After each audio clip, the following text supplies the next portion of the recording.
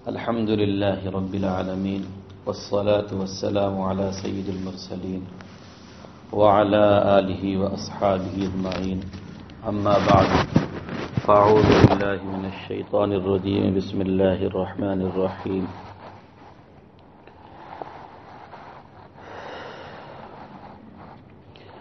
اهدنا الصراط المستقيم صراط الذين أنعمت عليهم غیر المغضوب علیہم ولا الضالین صدق اللہ العظیم۔ اللہ تعالی جزائے خیر دیں حضرت مولانا محمد الیاس صاحب رحمۃ اللہ علیہ کو کہ انہوں نے ان مسلمانوں کے بارے میں فکر کی جو بالکل دین سے غافل، دین سے لاپرواہ، دین سے دور اور یوں کہیے کہ دین سے ناآشنا تھے، اور اس کے لیے انہوں نے کچھ اصول، کچھ ضابطے اور کچھ نصاب، کچھ طریقے مرتب فرمائے کہ ان اصولوں پر، ان ہدایات پر، ان طریقوں پر چل کر ان لوگوں تک پہنچا جائے، ان کو بلایا جائے، ان کو قریب کیا جائے، ان کی غفلت کی نیند کو دور کیا جائے، انہیں بیدار کیا جائے، انہیں بتایا جائے کہ تم مسلمان ہو، تمہارا تعلق اسلام سے ہے، تمہارا تعلق اللہ سے ہے، تمہارا تعلق رسول سے ہے، اپنے خالق کو پہچانو، مالک کو پہچانو۔ ایک وہ دن تھا کہ وہ اس باب میں اکیلے تھے، ایک یہ دن ہے کہ آج ہزاروں، لاکھوں، کروڑوں کی تعداد میں اس فکر کو لیے ہوئے لوگ سارے عالم میں چل پھر رہے ہیں اور اس کی کوشش کر رہے ہیں کہ کوئی بھی مسلمان بندہ ایسا نہ بچے جو دین سے غافل رہے یا دین سے دور رہے۔ ہر ایک ایمان والا بندہ دین کے قریب آ جائے، اللہ کے قریب آ جائے، رسول پاک علیہ الصلوۃ والسلام کے قریب آ جائے، ہر ایک کی زندگی میں رسول پاک علیہ الصلوۃ والسلام کا لایا ہوا دین آ جائے، شریعت آ جائے، سنت آ جائے، آپ علیہ الصلوۃ والسلام کی اتباع آ جائے، آپ کی سیرت زندگی میں آ جائے، اس لیے کہ زندگی میں چین و سکون جو ہوگا وہ اتباع شریعت سے ہوگا، اتباع سنت سے ہوگا، اللہ کی یاد سے ہوگا، اللہ کے حکم کی اطاعت سے ہوگا، رسول پاک علیہ الصلوۃ والسلام کے احکامات کی فرما برداری سے ہوگا۔ جتنی بے چینی ہے، جتنے جھگڑے ہیں، جتنے فسادات ہیں، قلوب میں جتنی دوریاں ہیں اور جتنی مشکلات ہیں، ان سب کی بنیاد یہ ہے کہ آج ہم مسلمان دین سے دور ہیں۔ جس انداز سے، جس طریق پر، جس فکر کے ساتھ، جس دل کے ساتھ، جس لگن کے ساتھ ہمیں سنت و شریعت پر قائم و دائم رہنا چاہیے، مستقیم رہنا چاہیے، ثابت قدم رہنا چاہیے، ڈٹا رہنا چاہیے، وہ آج برائے نام رہ گئی۔ بہت بڑی کوتاہی اور بہت بڑی کمی اور بہت بڑی سستی اور غفلت ہمارے اندر پائی جا رہی ہے۔ اللہ تعالیٰ نے حضرت مولانا کو کام کی توفیق بخشی، مولانا نے محنت کی اور محنت کرتے کرتے ہزاروں افراد، لاکھوں افراد اسلامی لباس سے آراستہ ہو گئے، داڑھیوں سے مزین ہو گئے، ان کے سروں پر ٹوپیاں آ گئیں، اللہ کا نام لینے والے بن گئے اور بہت سی بنیادی ضروری باتوں کو سیکھ لیا، پوچھ لیا، اس طرح سے بہت سارا خیر اور بہت سارا نفع وجود میں آیا۔ دو چیزوں کی ضرورت ہوتی ہے، یہ بات عقلاً بھی ثابت ہے اور نقلاً بھی ثابت ہے۔ ایک نفع حاصل کرنا، دوسرے نفع کو بچانا۔ نیکی کر کے ثواب حاصل کرنا، گناہوں سے بچ کر نیکی کو بچانا۔ نیکی کر کے، نیکی کرنے پر ثواب ملا کرتا ہے، نیکی کر کے ثواب حاصل کرنا، اللہ کی رضا کو حاصل کرنا، رسول پاک علیہ الصلوۃ والسلام کی خوشنودی کو حاصل کرنا، اور گناہوں سے بچ کر ان تمام چیزوں کو محفوظ رکھنا اور باقی رکھنا۔ پیسے کمانا ایک کام ہے، پیسے کو چوری سے بچانا، نقصان سے بچانا، فضول خرچی سے بچانا یہ دوسرا کام۔ دونوں جانب نظر رہے، دونوں جانب توجہ رہے تو ہم پوری طرح سے کامیاب ہو جائیں گے۔ اگر ہم ایک طرف سے کماتے رہیں، دوسری جانب سے چوریاں ہوتی رہیں اور حفاظت کا بندوبست نہ ہو تو پھر ہم خواہ کتنا بھی کمائیں برکت نہ ہوگی، سارا خزانہ ہمارا لٹتا چلا جائے گا۔ اگر گھر میں بچے چور ہوں یا دکان میں پارٹنر چور ہو یا ملازم چور ہو یا کوئی باہر کا چور گھس آتا ہو، اس سے حفاظت کا بندوبست نہیں ہے تو ہم نے جتنا کمایا وہ سرمایہ سب اٹھا کے لے۔ ہم مسلمان نماز پڑھیں، روزے رکھیں، زکوٰۃ دیں، تلاوت کریں، درود پاک پڑھیں، تسبیحات پڑھیں اور بہت سارا نیک عمل کریں، لیکن گناہوں سے ہم نہ بچیں۔ آنکھ سے بد نظری کریں، کان سے گانے سنیں، زبان سے غیبت کریں، جھوٹ بولیں، جھوٹی قسمیں کھائیں، فسادات کریں، لڑائیاں کریں، غرض ہے کہ کوئی بھی ہم گناہ کریں تو یہ گناہ ہماری نیکیوں کو جلاتے رہتے ہیں، چوری کرتے رہتے ہیں۔ اسی وجہ سے قرآن مجید اور حدیث پاک میں دونوں جانب زور دیا گیا ہے کہ امر بالمعروف بھی کرو اور نہی عن المنکر بھی کرو، تاکہ جو کچھ کماؤ، جو کچھ حاصل کرو وہ سب محفوظ رہے اور باقی رہے۔ اب ہمیں اس جانب توجہ کرنی ہے اور اس جانب فکر کرنی ہے کہ حضرت مولانا نے اور پھر ان کے بعد ان کے متبعین نے اور ان کے چاہنے والوں نے، ماننے والوں نے، جاننے والوں نے، شاگردوں نے جو محنتیں کی ہیں، جو قربانیاں دی ہیں، جس کے نتیجے میں اتنے سارے لوگ نظر آ رہے ہیں اور اتنا سارا نفع نظر آ رہا ہے، یہ نفع نقصان میں تبدیل نہ ہونے پائے، یہ نفع نقصان میں تبدیل نہ ہونے پائے۔ کھیت میں کھیتی کے لیے بیج ڈالتے ہیں تو اس کی سینچائی بھی کرتے ہیں اور اس بات کی فکر بھی رکھتے ہیں کہ اگر پودوں کے علاوہ گھاس پھوس غیر ضروری چیزیں اس میں نکلتی ہیں تو اس کی صفائی کا اہتمام بھی رکھا جاتا ہے۔ اگر ادھر سے توجہ ہٹ جائے تو پھر وہ پورا کھیت جو ہے، پوری کھیتی دھیرے دھیرے گھاس پھوس میں تبدیل ہو جائے گی، بالکل اگر ادھر سے توجہ ہٹ جائے تو ہم میں سے کوئی ایسا ہے نہیں جو یہ کہہ سکے، کوئی بھی شعبہ ہو، کوئی بھی شعبہ، خانقاہ ہو، مدرسہ ہو، جماعت کا کام ہو، کسی میں یہ مجال نہیں ہے کہ وہ کہہ دے کہ ہمارے اندر کمزوریاں نہیں ہیں، کمیاں نہیں ہیں، خطائیں نہیں ہیں، غلطیاں نہیں ہیں، کسی میں یہ مجال نہیں کہ وہ یہ کہہ دے۔ اس لیے کہ زمانے کے حالات ہی ایسے ہیں کہ کسی نہ کسی راہ سے شیطان راستے ڈھونڈتا رہتا ہے۔ جہاں سے کام کے ہونے کی زیادہ امیدیں ہوتی ہیں وہاں حملے زیادہ ہوتے ہیں، جہاں مال زیادہ ہوتا ہے وہاں ڈاکو آیا کرتے ہیں، بڑے بڑے ماہرین آتے ہیں اس کو چرانے کے لیے، لوٹنے کے لیے، اور جہاں مال کم ہوتا ہے اس کو کون پوچھتا ہے، وہ روڈ پر سو جائے اس کو کون پوچھنے والا۔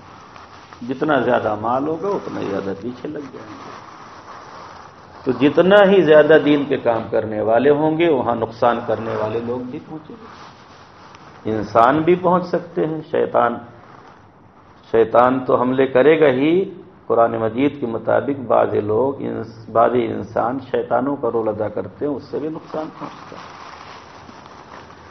رسول پاک علیہ الصلوۃ والسلام کے زمانے میں اگر منافقین صحابہ کے بیچ میں گھس سکتے ہیں تو آج کے دور میں مسلمانوں کے بیچ میں بلا شبہ بدرجہ اولا منافقین گھس سکتے ہیں، اس سے کسی کو انکار کی گنجائش نہیں۔ ایسے واقعات پڑھنے اور سننے کو ملے ہیں کہ مصلی پر امامت کیا برسوں اور جاسوسی کرنے آئے تھے، جب جانے لگے تو بتایا کہ ہم تو جاسوسی کرنے آئے تھے، ہم مسلمان تھے ہی لیکن لوگوں کو پتہ نہیں چلا۔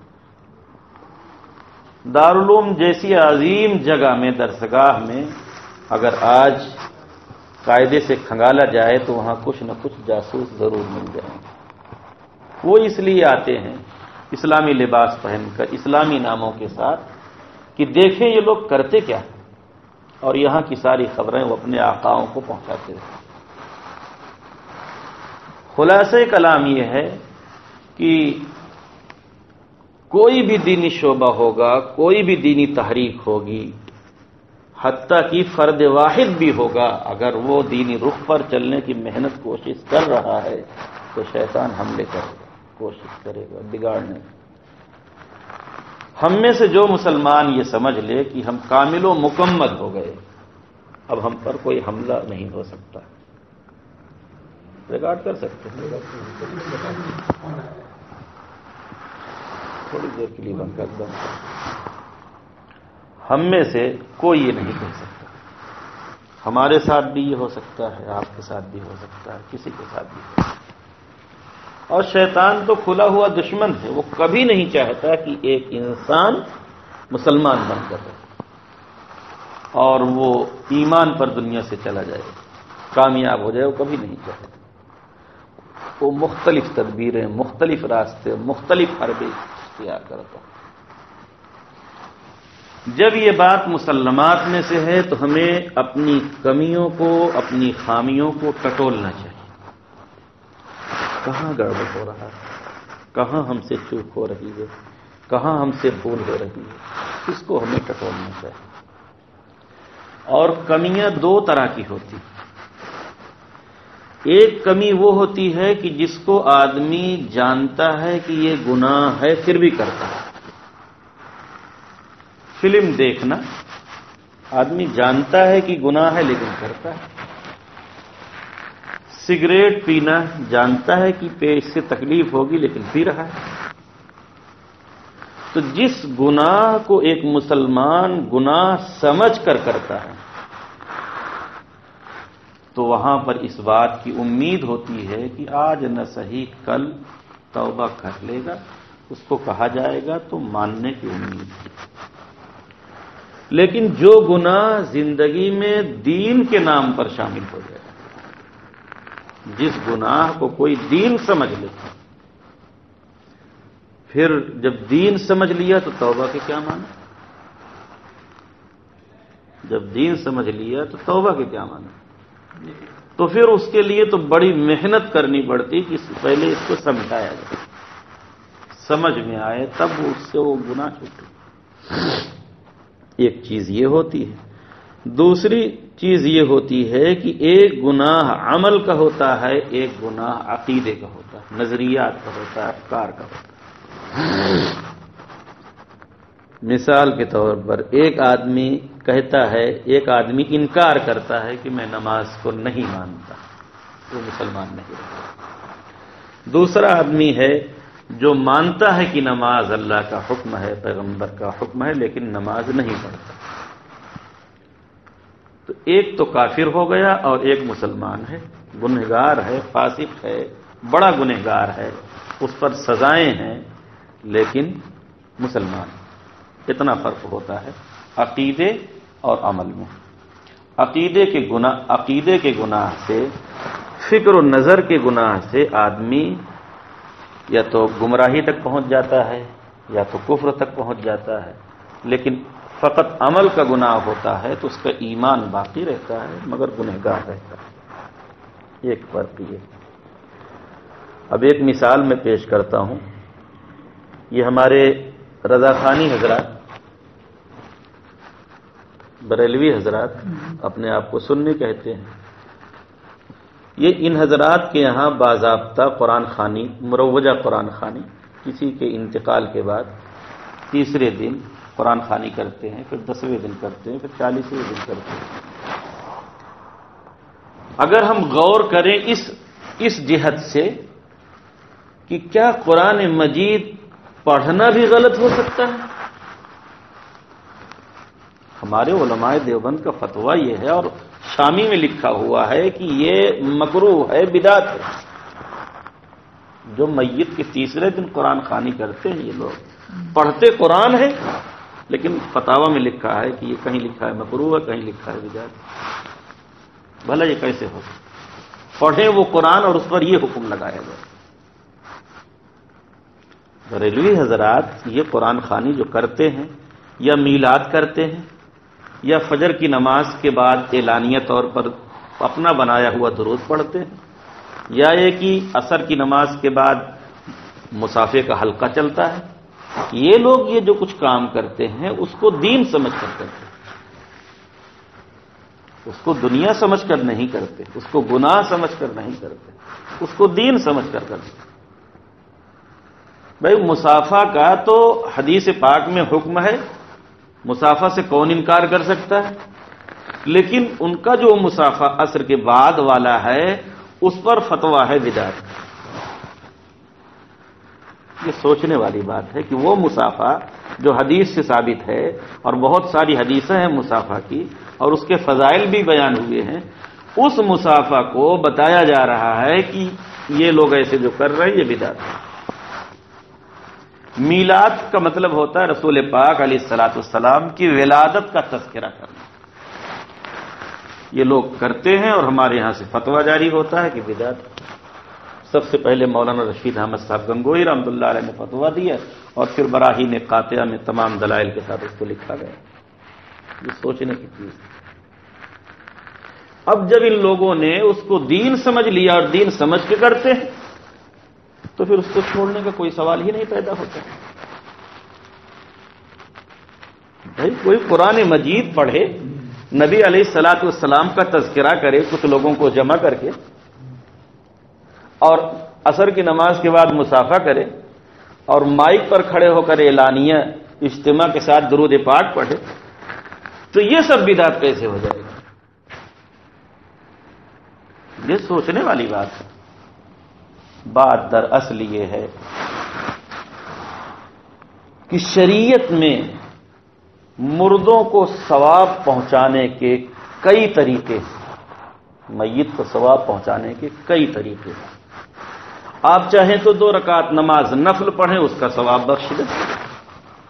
آپ چاہیں تو کسی کو کپڑا خرید کر دیں اور آپ کو ثواب ملے، اس کا ثواب بخش دیں. آپ چاہیں کچا اناج کسی کو دے دیں، آپ چاہیں تو کھانا پکا کر کسی کو کھلا دیں، آپ چاہیں تو رقم کسی کو دے دیں غریب کو اور اس کا ثواب بخش دیں. تمام طرق سے ہٹ کر ایک طریقے کو انہوں نے خاص کیا کہ بس قرآن مجید کے ذریعے ثواب پہنچانا ہے. ایک زیادتی انہوں نے کی. دوسری چیز شریعت میں یہ ثابت ہے کہ مرنے کے بعد آپ جب چاہیں تب آپ مردے کو ثواب بخش سکتے ہیں. انہوں نے اس کو یہ طے کیا کہ تیسرے ہی دن کرنا ہے اور 10ویں ہی دن کرنا ہے اور 40ویں ہی دن کرنا ہے. اس سے ہٹ کر جو کرے گا وہ نہ مانا جائے گا. تو یہ انہوں نے قید اپنی جانب سے زیادہ کر دی. یہ دوسری خرابی. تیسری خرابی یہ آئی کہ یہ جو طریقہ انہوں نے رائج کیا تیسرے دن 10ویں دن اور 11ویں دن کا، اور میلاد کا کہ 12 ربیع الاول میں میلاد کریں گے اور 12 وفات کا اور عصر کے بعد مصافحہ کا، اسی پر وہ دوسرے لوگوں کو جانچتے اور پرکھتے. دوسرا آدمی نماز پڑھتا ہے، روزے رکھتا ہے، زکوٰۃ دیتا ہے، حج بھی کرتا ہے، قرآن شریف بھی پڑھتا ہے، داڑھی بھی رکھتا ہے، ٹوپی بھی لگاتا ہے، سب کچھ وہ کرتا ہے، لیکن کیا نہیں کرتا؟ تیسرے دن قرآن خوانی نہیں کرتا، ان کے جیسے میلاد نہیں کرتا، ان کے جیسے مصافحہ نہیں کرتا، ان کے جیسے درود نہیں پڑھتا، تو ان کا فیصلہ یہ ہے کہ یہ آدمی وہاں بھی ہو گیا، بددین ہو گیا، گمراہ ہو گیا۔ سمجھا آپ نے؟ انہوں نے ایک طریقہ رائج کیا، جبکہ ان طریقوں کا ایک حصہ جو مجموعی حصہ ہے قرآن مجید پڑھنا، وہ شریعت میں ہے، اور مصافحہ کرنا وہ شریعت میں ہے، لیکن انہوں نے مصافحہ کو لے جا کے جوڑا نماز کے ساتھ کہ نماز کے بعد مصافحہ ہونا چاہیے۔ شریعت میں تو یہ تو نہیں تھا کہ نماز کے بعد ہونا چاہیے، یکا دکا کوئی کر لے تو منع نہیں ہے، لیکن کوئی اس کو رواج دے تو پابندی لگا دی جائے گی کہ جب شریعت میں نہیں ہے کہ عصر کے بعد ہی مصافحہ کرو اور رواج بنا کے کرو تو کون ہوتے ہو کرنے والے؟ یہ انہوں نے زیادتی کی اور اسی پر جانچنا شروع کیا کہ جو یہ نہ کرے وہ اپنا نہیں۔ جب جانچنے کا وہ معیار رسول پاک علیہ السلام نے نہیں بتایا، اللہ تعالیٰ نے نہیں بتایا، تو آپ کون ہوتے؟ میلاد کے لیے ان کے ہاں جو طریقہ رواج ہے اس کے خلاف آپ کتنے بھی جلسے کریں، آپ کا کوئی جلسہ میلاد قرار نہ پائے گا۔ آپ کتنے بھی جلسے کریں اس کو وہ میلاد نہ مانیں۔ ان کا جو وقت مقرر ہے اس میں آپ کریں، ان کا جو طریقہ مقرر ہے اس میں آپ کریں، جو کچھ وہ پڑھنے کے لیے کہیں وہ آپ پڑھیں، تو وہ آپ کا میلاد قرار پائے گا۔ یہ دائیں بائیں جو انہوں نے اس میں خرابیاں جوڑی اپنی طرف سے، جو چیزیں اپنی طرف سے جوڑی، اور ان چیزوں کو انہوں نے ایسے کیا جیسے کہ دین ہو۔ دین ہی پر تو لوگوں کو جانچا اور پرکھا جاتا ہے کہ دین پر جو نہیں وہ اپنا نہیں، اپنی بنائی ہوئی چیز پر کسی کو نہیں جانچا جاتا۔ پیغمبر علیہ الصلوۃ والسلام نے جو بنایا ہے، جو بتایا ہے، اللہ تعالیٰ نے جو بتایا ہے، اس پر کسی کو جانچا اور پرکھا جاتا ہے، اس پر جو ہو وہ دیندار ہے، اس پر جو نہ ہو دیندار نہیں۔ اس باریک فرق کی وجہ سے وہاں یہ احکامات لگائے گئے۔ یہ میں نے مثال دیا اس بات کو سمجھنے کے لیے کہ اگر زندگی میں کوئی گناہ دین کے نام پر شامل ہو جاتا ہے، کوئی گناہ زندگی میں دین کے نام پر شامل ہو جاتا ہے، تو پھر اس گناہ سے چھٹکارا پانا بڑا مشکل ہوتا ہے۔ صحابہ کرام فرماتے تھے کہ لا ازید ولا انقص، رسول پاک علیہ السلام سے عرض کرتے تھے پوچھنے کے بعد، تو کہتے تھے کہ نہ ہم اس میں بڑھائیں گے نہ ہم گھٹائیں گے، لا ازید ولا انقص، نہ بڑھاؤں گا نہ گھٹاؤں گا۔ وہ واقعہ مشہور ہے کہ 3 لوگ آئے تھے، آپ علیہ السلام موقع پر موجود نہیں تھے۔ حضرت عائشہ صدیقہ رضی اللہ تعالی عنہا سے معمول معلوم کیا آپ علیہ السلام کا کہ گھر کا کیا معمول رہتا ہے، تو بتایا یہ رہتا ہے۔ 3 لوگوں میں سے ایک نے کہا کہ اب تو ہم بس ساری زندگی روزہ ہی رکھیں گے، دوسرے نے کہا کہ ہم نکاح ہی نہ کریں گے ساری زندگی، اور تیسرے نے کہا کہ ہم ساری رات تہجد ہی پڑھیں گے، اس لیے کہ رسول پاک علیہ السلام کا مقام تو بہت بلند ہے، اب ہم جو ہے اگر ان کے برابر عبادت یعنی کم کریں گے، جتنا رسول پاک علیہ السلام جتنی دیر کرتے ہیں اتنا ہی ہم بھی کریں گے، تو ہم کو کیا ملے گا؟ آپ کا مرتبہ تو بہت اونچا ہے پہلے ہی سے، تو ہم زیادہ کریں گے، ہم زیادہ کریں گے، ساری زندگی روزہ رکھیں گے مسلسل، اور ساری رات تہجد پڑھیں گے۔ اور ایک نے کہا کہ ساری زندگی نکاح ہی نہ کریں گے کہ کون اس چکر میں پڑے، اور جو ہے اتنے میں آپ علیہ السلام پہنچ گئے اور خبر دی گئی کہ یہ لوگ آئے تھے۔ پوچھا آپ علیہ السلام نے کہ یہ جو لوگ آئے تھے کیا کہہ رہے تھے آپس میں؟ وہ وہیں کھڑے کھڑے جاتے جاتے کچھ کہنے بھی لگے یہ سب، تو بتایا حضرت عائشہ صدیقہ رضی اللہ تعالیٰ عنہ نے کہ یہ لوگ تو یہ کہہ رہے تھے۔ ان کو بلوایا اور پھر ان کو سمجھایا،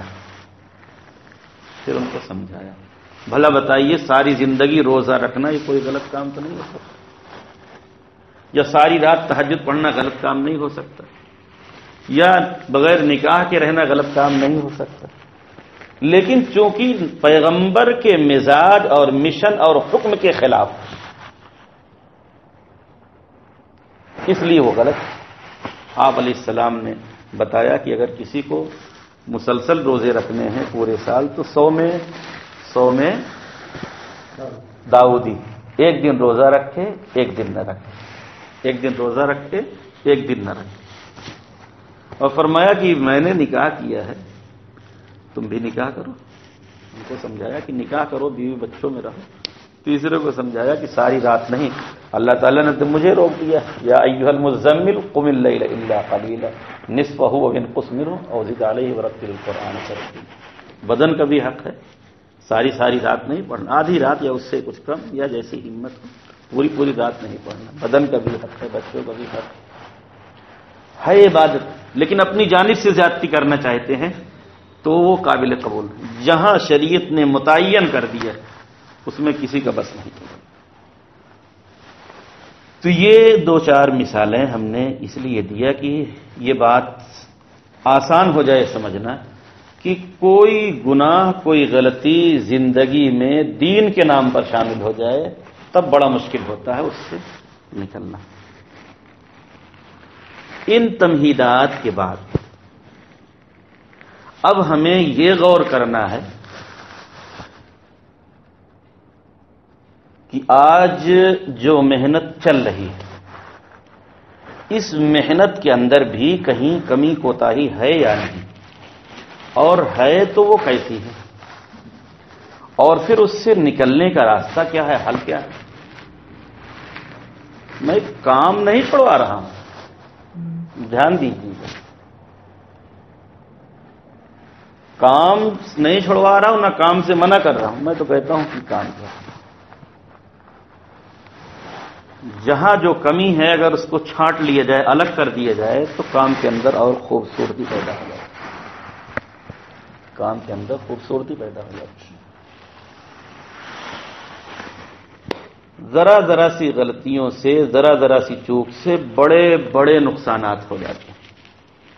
غزوہ حنین میں لقد نصرکم اللہ،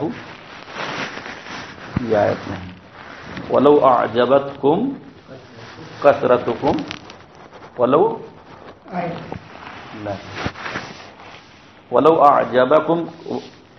أَعْجَبَتْكُمْ كَثْرَتُكُمْ، تمہاری کثرت نے تمہیں خوش کر دیا، 10ویں پارہ میں ہے۔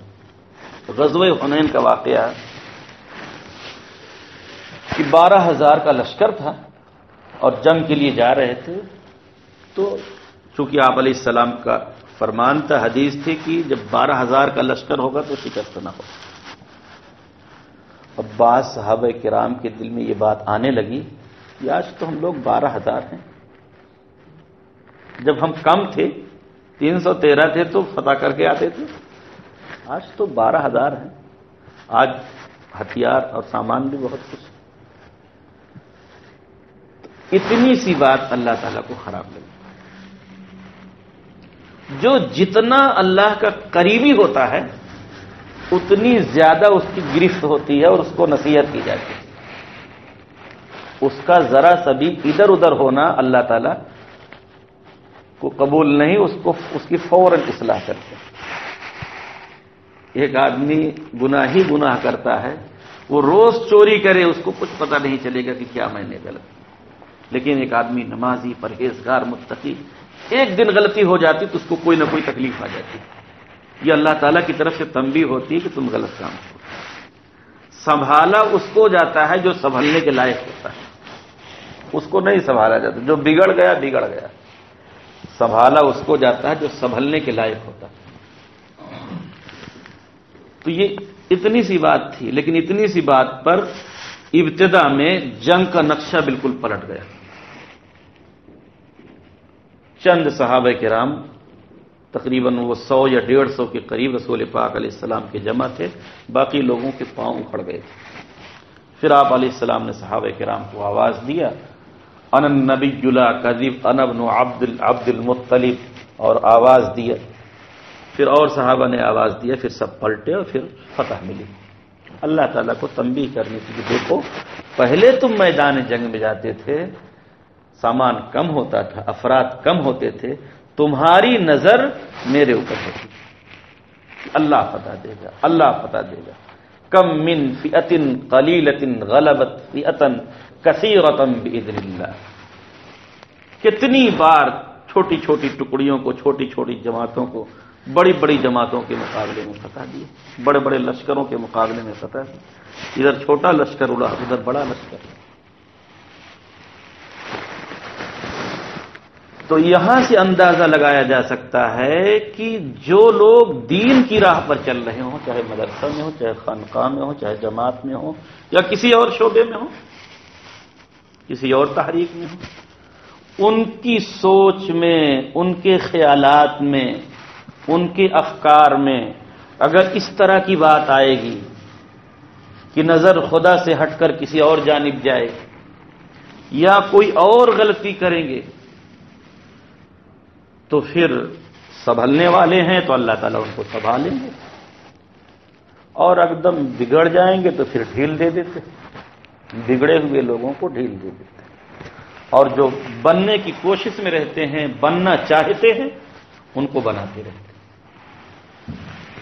قرآن مجید میں ہے والذین جاہدوا فینا، وہ لوگ جو کوشش کرتے ہیں ہماری راہ میں چلنے کی، یعنی اللہ اور رسول کے حکم پر جو چلنا چاہتے ہیں، کوشش کرتے ہیں، خوب فکر رکھتے ہیں اور چلنا چاہتے ہیں، لنہدینہم سبلنا، ان کو ہم راستہ بتا ہی دیتے ہیں، ان کی کوشش پر، ان کی طلب پر، ان کی فکر پر۔ ایسا نہیں کہ کوئی لڑکھڑاتا نہیں، چلنے والے لڑکھڑاتے ہیں، لیکن جس کو فکر ہے وہ آج غلطی کرتا ہے، کل اللہ تعالیٰ اس کو سیدھا کر دیتے، کوئی نہ کوئی بہانہ بنا دیتے ہیں، کوئی بندہ مل جاتا ہے اس کو سیدھی راہ کر دیتے۔ اس پر حضرت مولانا اشرف علی صاحب تھانوی رحمۃ اللہ علیہ نے ایک مثال لکھی ہے کہ جیسے ماں اپنے بچے کو چلانا چاہتی ہے اور سکھانا چاہتی ہے یا باپ، تو بچہ جب چلنے کے کچھ قابل ہوتا ہے تو اس کو کھڑا کر کے چھوڑ دیتا اور تھوڑا سا فاصلے پر بیٹھتا، جب وہ چلتا ہے اور لڑکھڑاتا ہے گرنے کو تو فوراً یہ تھام لیتا ہے۔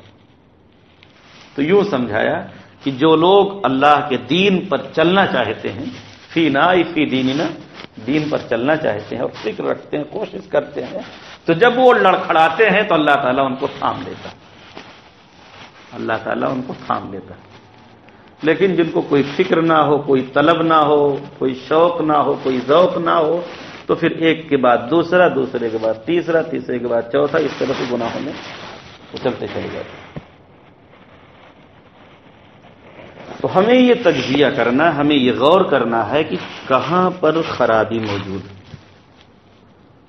ہم میں سے ہر آدمی کو اپنی ذات سے متعلق، اپنے گھر سے متعلق، ہم اگر کسی جماعت سے، کسی تحریک سے، کسی شعبہ سے وابستہ ہیں تو اس کے متعلق کہ کہاں سے خرابی گھس رہی ہے۔ جتنا زیادہ کام خرابی سے پاک ہوگا اتنا ہی زیادہ وہ کام ترقی کر سکے گا۔ بات دو کریں گے لیکن سننے والے کے دل میں وہ بات اترتی چلی جائے گی۔ بات سمجھ میں آ رہی ہے؟ کوئی مشکل بات تو نہیں بتا رہا، کوئی مشکل بات نہیں۔ اب ایک بات یہ سمجھنے کی ہے، بہت موٹی سی بات، کہ شریعت میں ہر کام کا، ہر عبادت کا درجہ مقرر ہے، درجہ بندی۔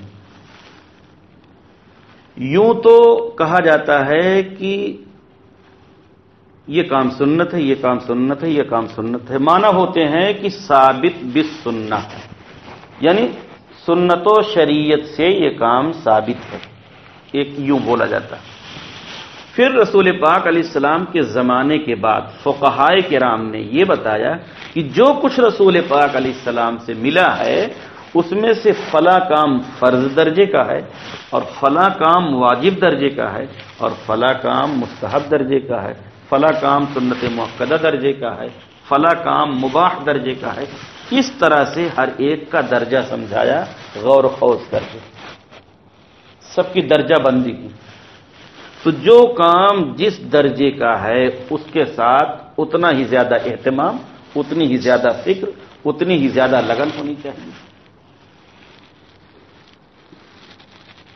فرض وہ کام ہوتا ہے جو نص قطعی سے ثابت ہو، صراحت کے ساتھ اللہ تعالیٰ نے اس کو بیان کیا، اور فرض کی قضا ہوتی ہے، اگر فرض چھوٹ جائے تو قضا کرنا پڑے گا، اور واجب جو وطر ہے وہ چھوٹ جائے تو اس کی قضا ہے۔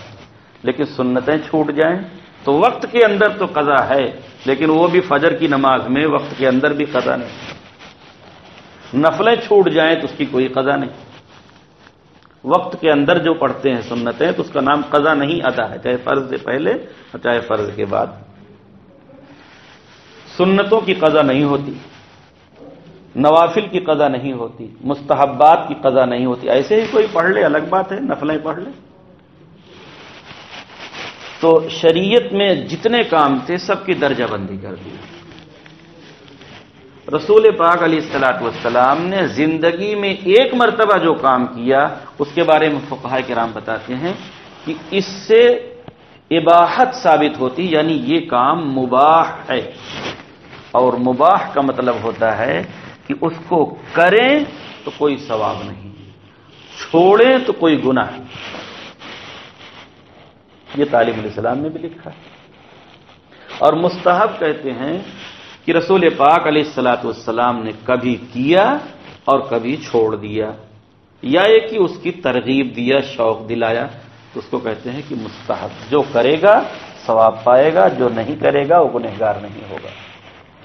سنت مؤکدہ اس کو کہتے ہیں کہ جس کو آپ نے پابندی کے ساتھ کیا یا آپ نے تاکید کے ساتھ کہا۔ اس طرح سے سب اعمال کی درجہ بندی، سارے اعمال کی درجہ بندی۔ شریعت میں کوئی ایسی چیز نہیں ہے کہ جس کا درجہ بیان نہ کیا گیا۔ بات بہت لمبی ہوتی جا رہی ہے۔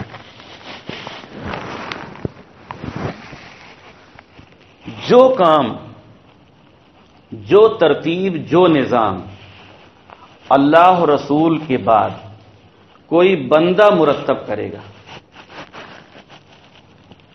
صحابہ کرام کے اتفاق سے کوئی بات ثابت ہوتی ہے تو سنت قرار پاتی ہے۔ اس کے بعد بندے کوئی نظام مرتب کرتے ہیں، کوئی نصاب مرتب کرتے ہیں۔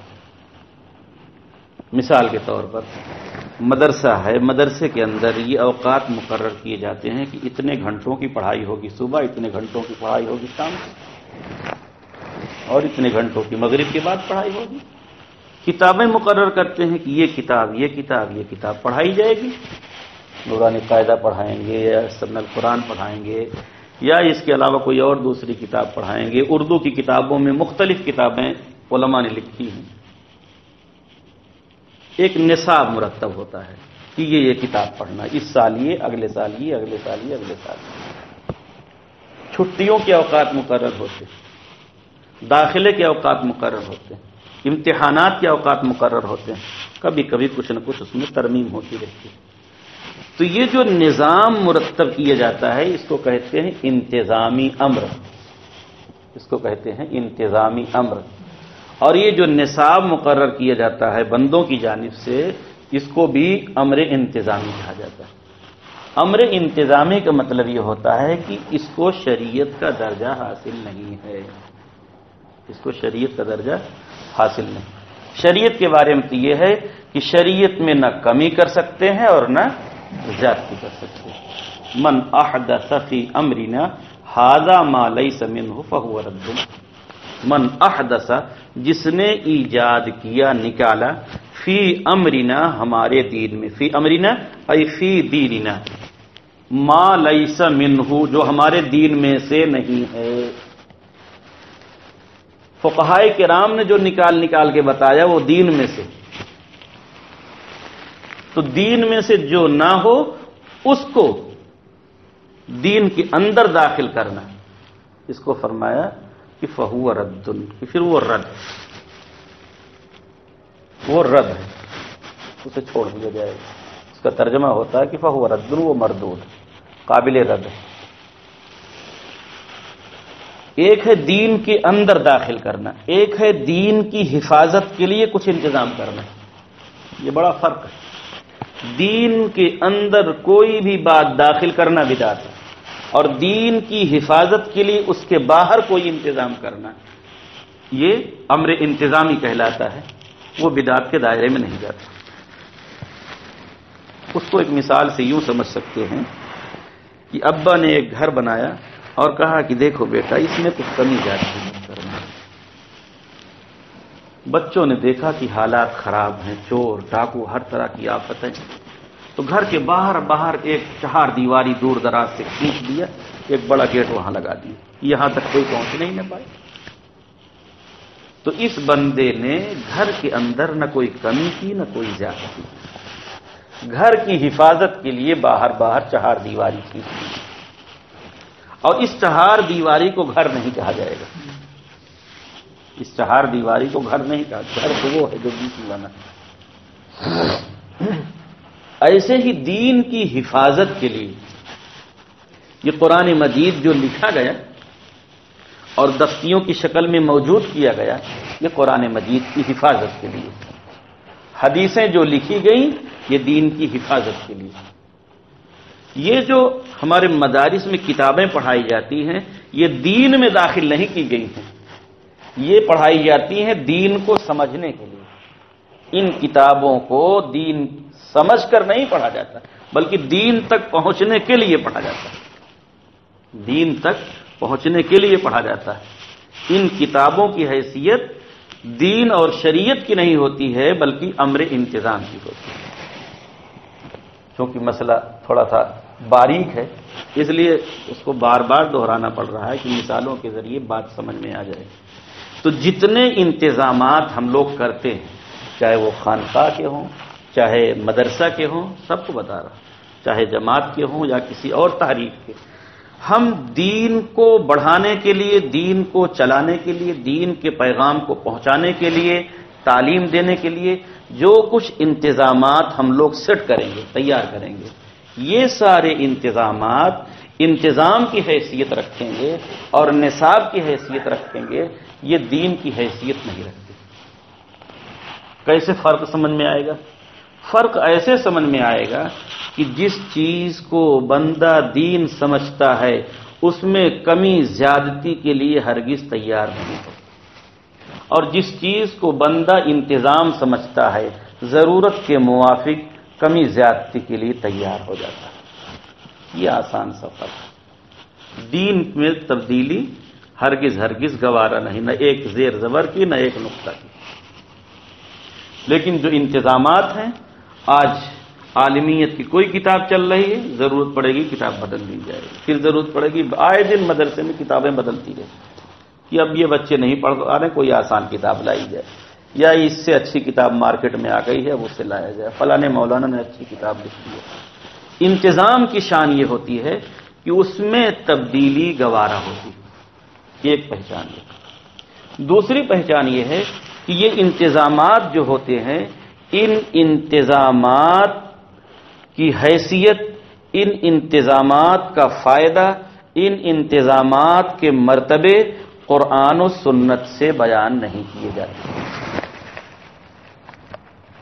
ہمیں یہ حق حاصل نہیں ہے کہ ہم قرآن و سنت سے آیتیں اور حدیثیں سنائیں کہ مدرسے میں 6 گھنٹے جو پڑھائی ہوتی ہے حدیث میں اس کو یہ فضیلت حاصل ہے.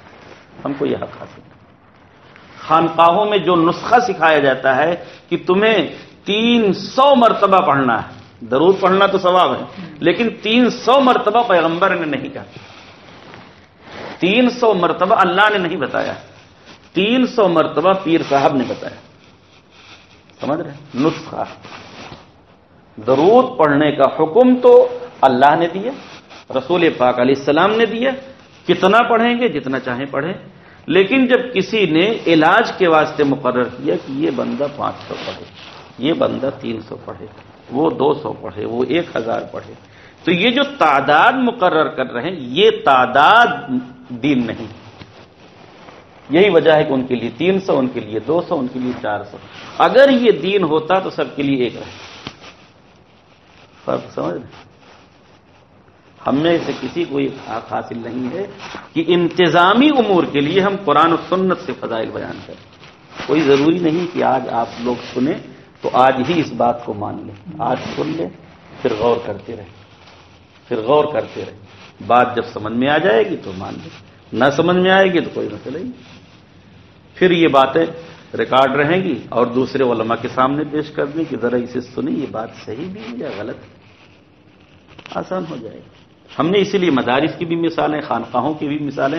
اب ہم جماعت کی طرف آ جائیں. جماعت کا انتظام یہ ہے، جماعت کا نصاب یہ ہے کہ مثال کے طور پر فضائل اعمال پڑھی جائے گی، یا دوسری جو پارٹی ہے وہاں منتخب احادیث پڑھی جائے گی، یا مشورہ ہے اور گشت ہے، اور 3 دن کے لیے جانا ہے، یا 10 دن کے لیے جانا ہے، یا 40 دن کے لیے جانا ہے، یا 4 مہینے کے لیے جانا ہے. اس طرح کے جو امور متعین کی گئے ہیں، 6 نمبرات، یہ جو امور مقرر کیے گئے ہیں، یہ نسخہ حضرت مولانا الیاس رحمۃ اللہ علیہ نے تجویز کیا ضرورت کے اور زمانے کے لحاظ سے. اس کا نام ہے نصاب. اس کا نام ہے نصاب. اور نصاب کی خاصیت یہ ہوتی ہے کہ بندے کے اندر استعداد پیدا کرنے کے لیے اس کو پڑھایا جاتا ہے. ہم لوگ عالم بنتے ہیں تو جو نصاب کی کتابیں ہیں وہ اس لیے پڑھائی جاتی ہیں کہ قرآن مجید کو آپ سمجھ لیں اور حدیث پاک کو آپ سمجھ لیں. نصاب میں ہمیں عربی اور نحو اور منطق اور فلسفہ اور صرف اور اصول فقہ، اصول تفسیر، اصول حدیث، یہ ساری کتابیں ہم کو پڑھائی جاتی. ان نصابات کو اس لیے پڑھایا جاتا ہے تاکہ استعداد ہو جائے، صلاحیت ہو جائے، آپ اس قابل ہو جائیں کہ قرآن مجید اور حدیث پاک جو عربی میں ہے اس کو آپ سمجھ سکیں. اور جماعت کا جو نصاب مقرر ہے وہ اس کام کے لیے ہے کہ یہ نئے یہ جو غافل لوگ تھے جن کو بلایا جا رہا ہے، ان کے اندر یہ استعداد اور یہ قوت پیدا ہو جائے کہ اب دین پر چلنے کے لیے تیار ہو جائیں. اب ان کو جو آگے بتایا جائے کہ یہ کام اور دین میں ہے، اس کے لیے ان کے اندر شوق، ذوق اور ہمت پیدا ہو جائے. نصاب کا یہ مطلب ہوتا ہے. اللہ اور اللہ کے رسول نے یہ تو بتایا ہے کہ اکرام مسلم ہے شریعت میں، یہ تو بتایا ہے کہ اخلاص نیت ہے، یہ تو بتایا ہے کہ نماز ہے شریعت میں، یہ سب بتایا ہے. لیکن اللہ اور رسول نے کہیں یہ نہیں کہا ہے کہ 6 نمبر آپ کو مقرر کرنا ہے. سمجھ رہے؟ یہ کہیں نہیں ہے. ہاں بندے کو اختیار ہے کہ ضرورت کے لحاظ سے ایسا نصاب مقرر کرے کہ جس کے ذریعے لوگوں کے اندر صلاحیت پیدا ہو جائے. بندے کو اتنی اجازت دی گئی ہے کہ شروع میں ایسی چیزیں، اتنی باتیں سامنے رکھی جائیں کہ اس کے ذریعے وہاں تک آدمی پہنچ جائے. چنانچہ جگہ جگہ حضرت مولانا الیاس رحمۃ اللہ علیہ نے اس کی صراحت بھی کی ہے کہ یہ تو الف باتا ہے اور اس کے آگے کام ہے، اور یہ اس لیے ہے تاکہ استعداد پیدا ہو جائے، صلاحیت. اس کا جگہ جگہ اعتراف بھی ہے اور اس کا بیان بھی ہے. تو یہ جو نصاب ہوتا ہے، یہ جو سلیبس، نصاب کے معنی انگریزی میں سلیبس جو ہوتا ہے، اس کی حیثیت انتظام کی ہوتی ہے. اس کی حیثیت انتظام کی ہوتی ہے. اور نصاب کی ایک شان یہ بھی ہوتی ہے کہ نصاب پورا ہونے کے بعد، جب نصاب مکمل ہو جاتا ہے اور آدمی کے اندر ایک استعداد پیدا ہو جاتی ہے تو اس کو آگے بڑھا دیا جاتا ہے. آپ دیکھیں، درجہ 1 آپ نے پڑھ لیا تو درجہ 2 میں چلے جاتے ہیں، درجہ 2 پڑھ لیا آپ نے تو 3 میں چلے جاتے ہیں، 3 پڑھ لیا تو آپ 4 میں پہنچ جاتے ہیں، 4 پڑھ لیا تو 5 میں، اس طرح سے آگے بڑھتے رہتے ہیں. اور نصاب کی ایک خاصیت یہ بھی ہوتی ہے کہ ایک زمانہ ایسا آتا ہے کہ جہاں یہ سلیبس پڑھنا بند ہو جاتا ہے، مکمل ہو جاتا ہے. اب اس کے بعد یہ سلیبس جس مقصد کے لیے پڑھا تھا وہ کام شروع ہو جاتا ہے. مثال کے طور پر انجینئرنگ کا سلیبس ہم پڑھ رہے تھے، سلیبس مکمل ہو گیا، ہمیں سرٹیفکیٹ مل گیا، ہم انجینئر ہو گئے، اب وہ کام شروع کریں گے. ڈاکٹری کا سلیبس ہم پڑھ رہے تھے، درجہ بدرجہ وہ پڑھ لیا، سرٹیفکیٹ مل گیا، اب ڈاکٹری کا کام شروع کریں گے. ایسے ہی پروفیسر، ایسے ہی عالم، ایسے ہی حافظ، ایسے ہی خانقاہوں میں جو کچھ وظائف دیے جاتے ہیں وہ بعینہ ہی اسی طرح ساری زندگی کے لیے نہیں ہوتے. ان کا مقصود یہ ہوتا ہے کہ اس کی فکر رات و دن کی دین پر چلنے کی ہو جائے اور ہر وقت رطب اللسان رہے، کسی نہ کسی اعتبار سے دینی کام میں مشغول رہے. جماعت میں بھی یہ چاہا جاتا ہے کہ 100% بندہ دین پر آ جائے. اس کا مطلب یہی ہے. یہ مطلب نہیں کہ بس جو نصاب دیا گیا ہے ساری زندگی اسی پر رہنا، اس کا یہ مطلب نہیں. اس کا مطلب یہ ہے کہ یہ نصاب ہے، یہ سلیبس ہے، یہ استعداد بنانے کے لیے ہے، اس کو حاصل کرنے کے بعد کوشش کرے کہ ہماری زندگی میں پورا دین آ جائے۔ جو آدمی صرف سلیبس تک محدود رہے پھر اس نے سمجھا ہی نہیں کہ ہم نے کیوں اس کو پڑھا تھا۔ یہ فرق ہے۔ اب جب ہم نے اس بات کو جان لیا کہ یہ نصاب ہے اور یہ سلیبس ہے، اور نصاب اور سلیبس امر انتظامی ہوتا ہے، یہ شریعت کا درجہ نہیں رکھتا، تو نہ اس کو ہم شریعت کہہ سکتے ہیں، نہ شریعت جیسا اس کے ساتھ معاملہ کر سکتے ہیں، نہ ہی قرآن و سنت سے اس کے فضائل بیان کر سکتے ہیں۔ اب پیر صاحب ایک نسخہ مرتب فرمائیں کہ بھائی آپ کو اللہ اللہ پڑھنا ہے روزانہ 1000 مرتبہ، ٹھیک؟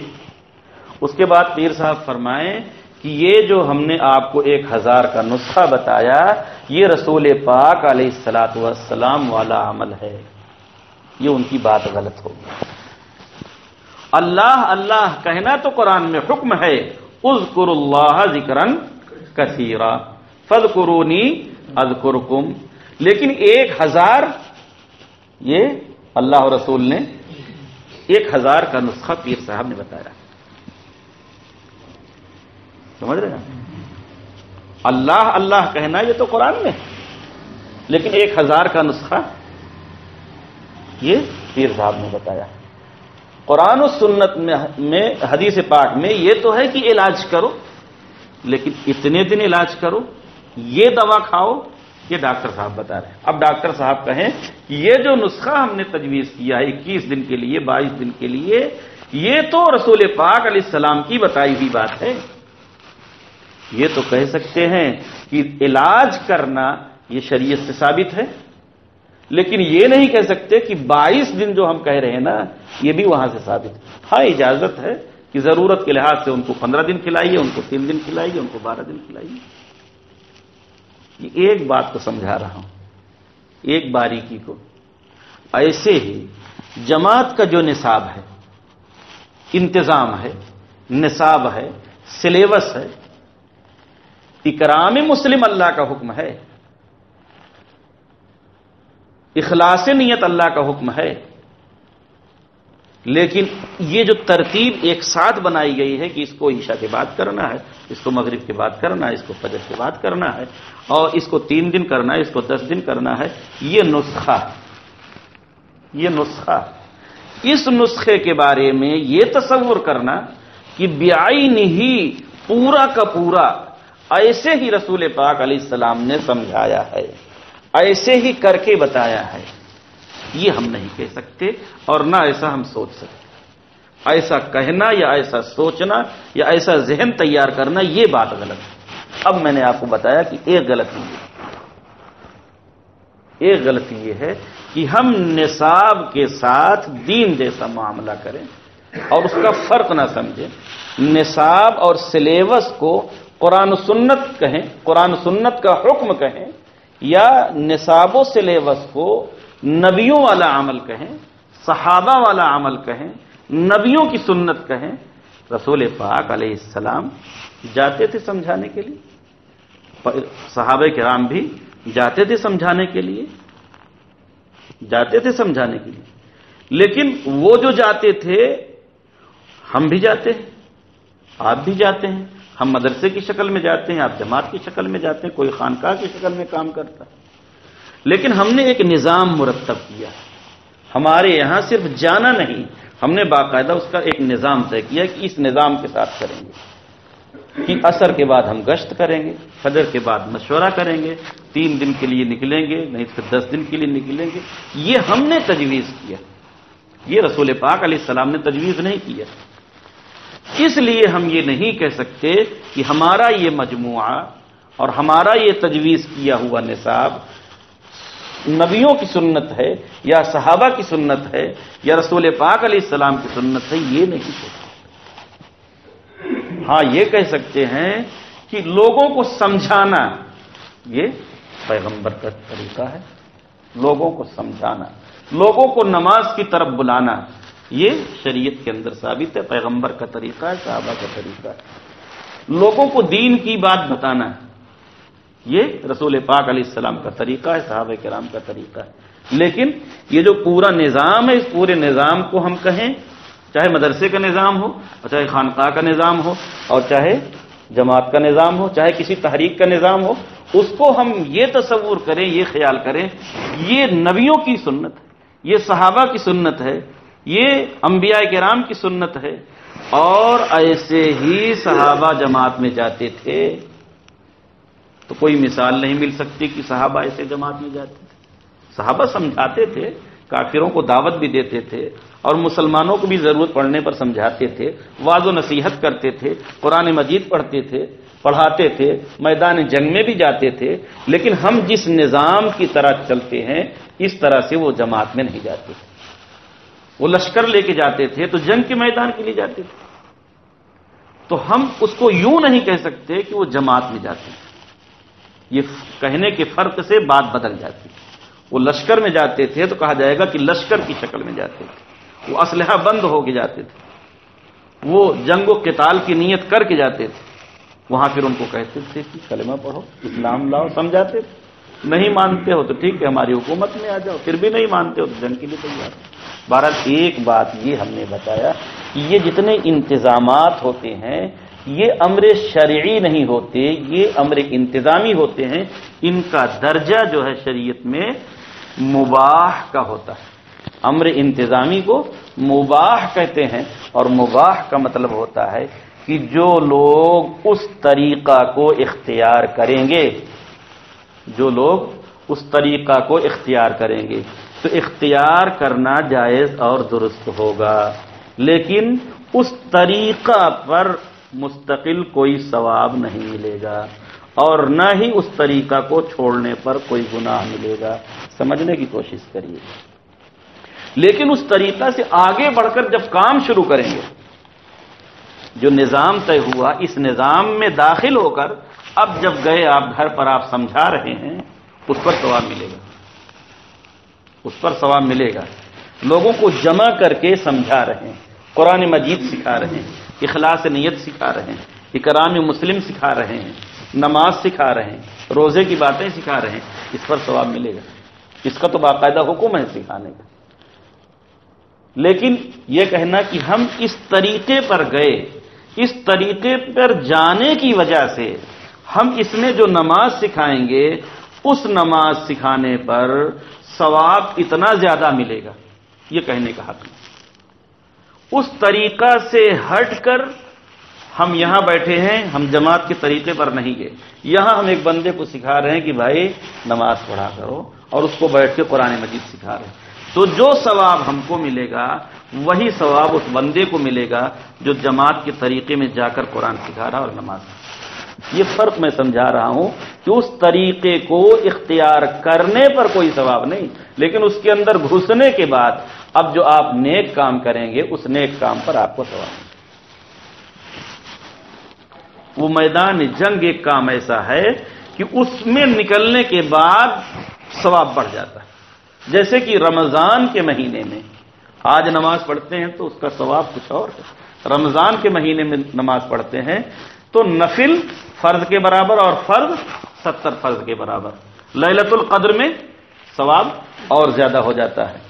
آپ نماز یہاں پڑھیں اس کا ثواب الگ ہے، مسجد نبوی میں پڑھیں 500 نمازوں کا، مسجد حرام میں پڑھیں 50,000 نمازوں کا مسجد نبوی میں، اور مسجد حرام میں پڑھیں تو 1,00,000 نمازوں کا ثواب۔ اس کو تو رسول پاک علیہ السلام نے بیان کیا، اس کو رسول پاک علیہ السلام نے بیان کیا،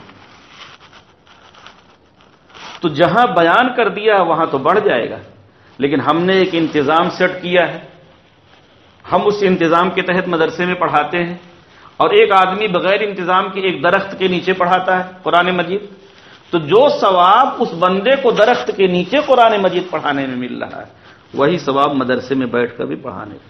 وہ بغیر نظام کے ہے، ہم نظام کے ساتھ، اس نظام کی وجہ سے کوئی ثواب میں بڑھوتری نہیں ہوتی۔ یہ ایک فرق ہے، ایک بات۔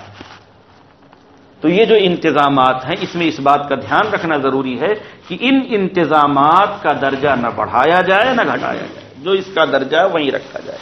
دوسری بات جو کہنی ہے، یہ تو بہت تفصیل سے بات ہو گئی، یہ ایک بنیادی کمی موجود ہے کہ ہمارے یہاں کسی چیز کا درجہ بڑھا دیا جاتا ہے یا گھٹا دیا جاتا ہے. درجے کو بڑھانا بھی غلط اور گھٹانا بھی غلط.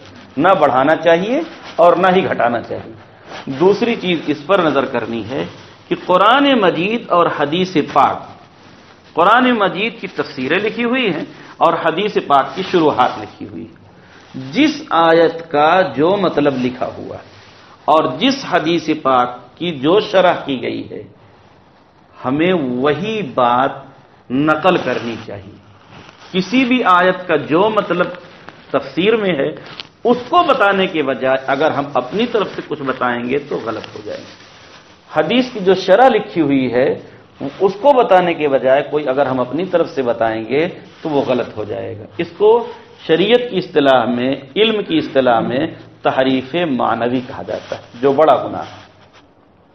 تو قرآن مجید اور حدیث پاک کو جو پیش کرنا ہو تو پہلے اچھے ڈھنگ سے اس کا اردو ترجمہ، اس کی تفسیر اور کسی اچھے عالم سے اس کو سمجھ لینا چاہیے کہ اس کا بھائی یہی مطلب ہے یا کچھ اور مطلب ہے. سمجھنے کے بعد پھر اس کا تذکرہ کرنا چاہیے. تیسری چیز یہ ہے کہ قرآن مجید اور حدیث پاک کی وہ آیات جن کا تعلق اللہ کے دین کے لیے لڑنے سے، جن کا تعلق اللہ کے دین کے لیے لڑنے سے، ان کو وہاں سے اٹھا کر کسی اور کام پر فٹ کرنا، چاہے وہ خانقاہ کے لوگ ہوں، چاہے وہ مدرسہ کے لوگ ہوں، چاہے وہ جماعت کے لوگ ہوں، یہ صحیح نہیں. یہ صحیح نہیں. جیسے یہ صحیح نہیں ہے کہ نماز کے لیے جو آیتیں جو حدیثیں ہیں ان کو حج کے لیے پڑھنا، روزے کی جو آیتیں جو حدیثیں ہیں ان کو پڑھ کر نماز سمجھانا، نماز کی ترغیب دینا، زکوٰۃ کی جو آیتیں جو حدیثیں ہیں ان کو پڑھ کر قرآن پڑھنے کی ترغیب دینا. جیسے یہ صحیح نہیں ہے ویسے یہ بھی صحیح نہیں ہے کہ جو آیتیں جو حدیثیں جنگ لڑنے کی ہیں ان کو وہاں سے اٹھا کر یہاں لانا. کسی کے لیے بھی ایک چیز ٹھیک نہیں. اب یہاں پر یہ بات کہی جاتی ہے دین کی محنت، یہ بھی دین کی محنت، وہ بھی دین کی محنت، یہ بھی دین کی محنت، وہ بھی دین کی محنت. تو ہم کہتے ہیں کہ یہ بھی عبادت، وہ بھی عبادت، نماز بھی عبادت، روزہ بھی عبادت، زکوٰۃ بھی عبادت، حج بھی عبادت. تو اس کو یہاں سے وہاں، اس کو وہاں سے وہاں کر دیا جائے. اور دنیاوی مثال، کھانا، دال کھائیں، روٹی کھائیں، چاول کھائیں تو بھی کھانا، دال کے بجائے گوشت کھائیں تو بھی کھانا. دالوں میں کئی قسمیں ہیں، کوئی چنا کی دال ہے، کوئی ارہر کی دال ہے، کوئی مسور کی دال ہے تو بھی کھانا. گوشتوں میں کئی قسم کے گوشت ہیں، بکرے کا گوشت ہے، مرغے کا گوشت ہے، بڑے کا گوشت ہے تو بھی کھانا. لیکن ہر ایک کا نام الگ الگ ہے، ہر ایک کی لذت الگ الگ ہے، ہر ایک کی قیمت الگ الگ ہے فرق نا. ایسے ہی دین کی محنتیں ہیں، مدرسہ چلانا، خانقاہ میں بیٹھ کے کام کرنا، لوگوں کو جا کے سمجھانا، جماعت کی شکل میں کام کرنا، کئی قسم کی دین کی محنتیں. میدان جنگ میں جا کے لڑنا دین کی محنتیں، لیکن دین کی ہر محنت کا نام الگ الگ اور ہر محنت کی لذت، ہر محنت کا ذائقہ الگ الگ، اس کا حکم الگ الگ ہے، اس کا ریٹ، اس کی قیمت، اس کا فائدہ الگ الگ ہے. اس لیے اس کو یہاں، اس کو وہاں، اس کو وہاں نہیں کر سکتے. یہ دوسری بات ہو گئی کہ آیات و احادیث میں سے بالخصوص جو آیات و احادیث اللہ کے دین کے لیے جنگ لڑنے سے متعلق ہیں ان کو یہاں سے وہاں نہیں کر سکتے. اور ایک غلطی اور پائی جاتی ہے، وہ غلطی یہ ہے کہ بیانات، ایک تو یہ ہے کہ ہم موٹی موٹی باتیں، جو باتیں منصوص ہیں یعنی صراحت کے ساتھ بیان ہوئی اور اتنی واضح ہیں کہ ہر عام خاص جانتا ہے. مثلا جھوٹ بولنا گناہ ہے، نماز چھوڑنا گناہ ہے، چوری کرنا گناہ ہے. یہ مثال دے رہا ہوں. اس طرح کی موٹی موٹی باتیں یہ ہر مسلمان تقریباً جانتا ہے. تو ایسی باتیں الگ الگ ملتے جلتے ہر ایک کو کہنے کا حق ہے، یا دو چار لوگوں کے بیچ میں کہنے کا حق ہے، اور یہ انسانیت کا تقاضا بھی ہے، محبت کا تقاضا بھی ہے، شریعت کا حکم بھی ہے کہ ان کو کہا جائے، ان کو سمجھایا جائے۔ لیکن باریک مسائل جن کو سب لوگ نہیں سمجھ سکتے، باریک گناہ جن کو سب لوگ نہیں سمجھ سکتے، باریک نیکیاں جن کو سب لوگ نہیں سمجھ سکتے، اس کو سب لوگ نہ کہیں گے، اس کو علماء حضرات کہیں گے۔ اور اسٹیج پر بیٹھ کر، ممبر پہ بیٹھ کر بیان کی شکل میں کہنا، یہ علماء کرام کا منصب ہے، عام لوگوں کا منصب نہیں۔ یہاں سے نقصان بہت زیادہ ہوا۔ ایک آدمی بیچارے کو دو چار باتیں یاد ہوئی اور کوشش کیا، بولنا شروع کیا۔ اب جب بولتا ہے تو بولتے بولتے کچھ نہ کچھ غلط بھی ہو جاتا ہے، اب اتنا پڑھا نہیں، اب وہ کچھ غلط ہو جاتا ہے، محبت میں بات آگے چلی جاتی ہے، پھر اور آگے چلی جاتی ہے، وہ بات چل رہی، وہ بات چلتی چلی جا رہی۔ تو اس کا حل یہ ہے کہ اس کو یہیں پر بند کیا جائے۔ جماعت کے اندر بیٹھ کر لوگوں کو یہ طے کرنا چاہیے کہ جو عمومی بیان ہوگا، جو بیان کے انداز پر گفتگو ہوگی، اسے ہمیں علماء کرام سے کرانا ہے، وہ اس بات کو سمجھیں۔ اور جو ایسے مذاکرہ ہوگا، انفرادی باتیں ہوں گی، اس لیے ہم سب لوگ مل کر کر لیں گے۔ تو ایک خرابی یہاں پر یہ پائی جاتی ہے۔ یہ چند باتیں ہم نے موٹی موٹی سامنے رکھی ہیں کہ جس کو غور کیا جائے اور سمجھا جائے تو اس کا علاج ہو سکتا ہے، اس کا دفاع ہو سکتا ہے۔